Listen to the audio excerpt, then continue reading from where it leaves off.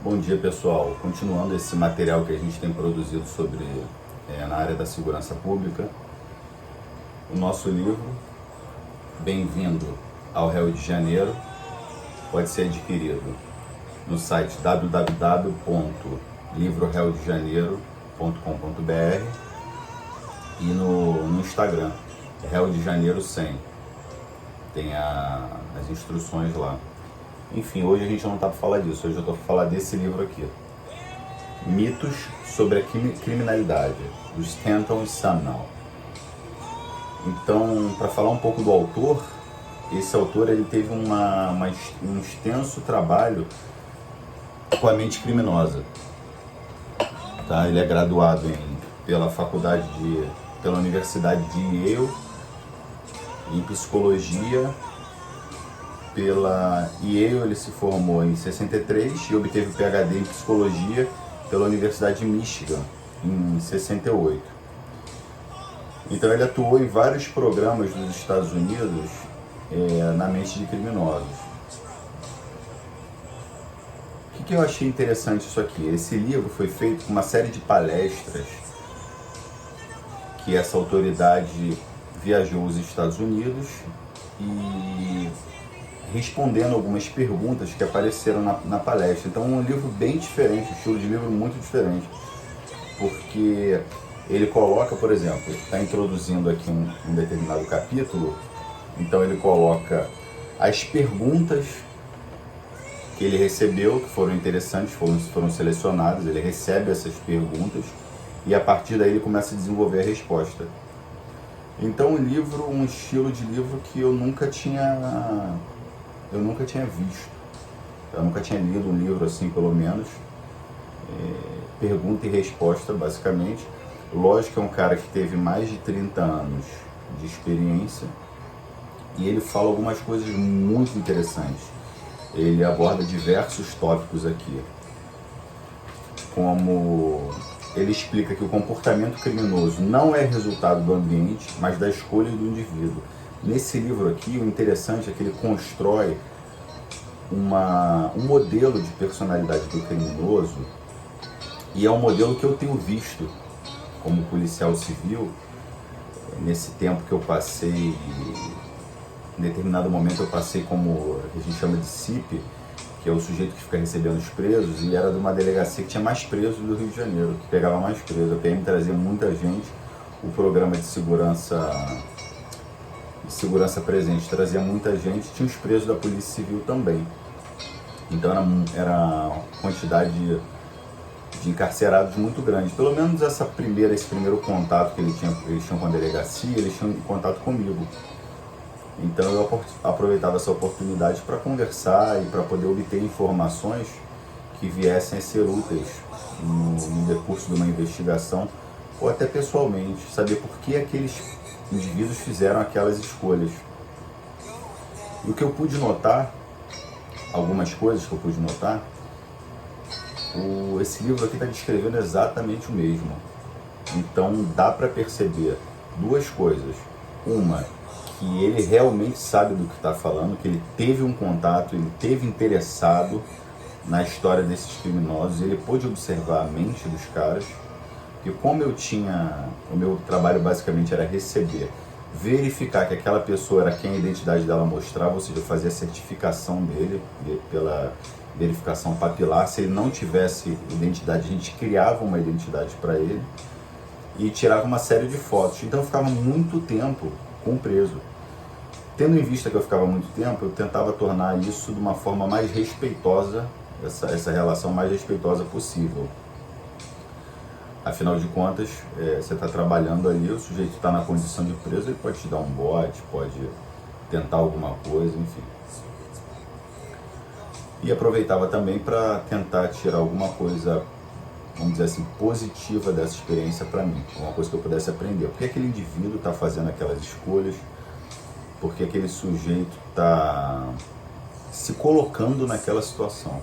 Será que é uma imposição externa? A sociedade está fazendo isso, como muita gente fala? Ou será que ele sabe, tem noção das suas próprias escolhas?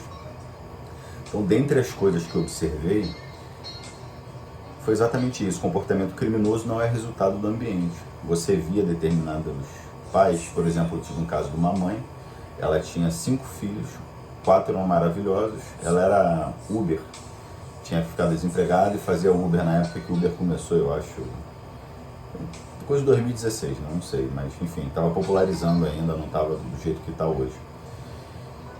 Então esses filhos todos eram bem colocados na vida, bem posicionados, tinham sua própria vida, né, sua família, etc.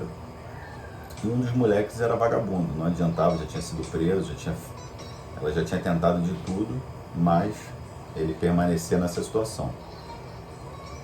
E ela falou, eu sei, policial, que você vai pensar que a culpa é minha, mas observe o seguinte, eu tenho diversos filhos, eu criei todos iguais, esse insiste. E realmente quando eu conversei com esse filho, a gente notou o seguinte, que ele tinha noção do que ele estava fazendo, ele não estava se importando, porque nessa ponderação, para ele valia a pena. Para ele o crime valia a pena. Tanto na questão, de repente, de econômica, de ter um retorno econômico, tinha aquela que a gente já sabe, né? Cresce no mundo do crime, conhecido ali como uma pessoa de influência, exercia, na verdade, uma estrutura hierárquica de dominância, né? Uma forma da pessoa se colocar, né? O mamífero se coloca assim, o macho às vezes ele cresce num sistema hierárquico de dominância. Obviamente a cultura é construída de tal forma que isso não ocorra dentro da sociedade humana, mas os mamíferos, de certa forma, os animais conseguem ser assim. O Jordan Peterson fala muito disso, tem um trabalho muito interessante sobre as estruturas hierárquicas de poder, fala que inclusive isso deve ser baseado na meritocracia, porém nas ruas o que a gente vê é isso, é o mais violento, o mais forte e o que consegue se coordenar melhor os seus grupos para atacar os outros. É uma estrutura bem de primata mesmo. Ele fala disso, fala também que todo criminoso, isso é uma coisa que eu pude observar também reiteradas vezes, o criminoso, ele sempre se coloca como vítima. Sempre. Você pega a história dele, a história porque ele é pobre, a história porque ele pertence a alguma minoria. Minoria, existe minoria de tudo, né? Cada hora tem uma determinada minoria. Então ele é parte de uma minoria, ele é pobre, ele sofreu violência doméstica, ele sofreu qualquer outra coisa, a educação dos pais era muito rígida, enfim, aí você pega um sujeito que é pastor, sei lá, de uma igreja, que tem a vida toda enquadrada, fala, por que você é assim? Ele fala, porque eu sou pobre, tive educação muito rígida, sofri violência no meu bairro, na minha casa quando era criança, então vai notando que são as escolhas do indivíduo. Tá? Então, fala também das desculpas que os criminosos dão depois que cometem os crimes. Ele aborda também um capítulo muito interessante, ele fala que os criminosos podem de fato mudar. E uma das coisas dos métodos que ele aconselha para a mudança do criminoso é responsabilizando o criminoso. Ele fala da importância das prisões, a importância da pena do indivíduo ser levada a sério, e você observa que é um gringo falando disso. Então você imagina no Brasil que a gente tem uma série de benefícios que não existem em nenhuma outra parte do planeta, só na nossa sociedade brasileira. Quer dizer, esses benefícios foram criados com a ideia de que, criando esses benefícios, a criminalidade diminuiria, a gente compreenderia o criminoso e as coisas diminuiriam. O que a gente observou foi justamente o contrário. Quanto mais benefícios são criados, mais o sujeito faz uma ponderação mental e aí nesse equilíbrio econômico ele vê o seguinte, vale a pena cometer o crime. Então ele fala também aqui de orientações de políticas sociais, tá? Quer dizer, como é que a gente deveria gastar o dinheiro dos impostos para esses criminosos reintegrarem a sociedade. Ele também fala que não gosta dessa palavra ressocialização, porque a maioria desses indivíduos nunca foi sociável. São indivíduos que vivem à parte da sociedade, são indivíduos perigosíssimos. que muitos deles têm que ficar trancados a vida toda. Não tem jeito. Alguns não, alguns podem se dar conta do que estão fazendo para a própria vida. E uma das formas dessas pessoas tomarem ciência do que fazem, tanto do mal que fazem para elas, quanto o mal que fazem para os outros, é justamente você ter um método de encarceramento, você ter não é que precisa ser desumano, mas aquilo precisa ser duro. Ele precisa estar ali naquela estrutura, preso ali dentro, cerceado de uma série de coisas e saber que, para quem não cometeu ainda, ou para quem cometeu algum crime, aquilo vai afetar a vida inteira do sujeito. Então ele precisa, tendo essa ciência, falar, opa, vou tentar de alguma forma sair fora dessa vida criminosa, ou nem entrar nela.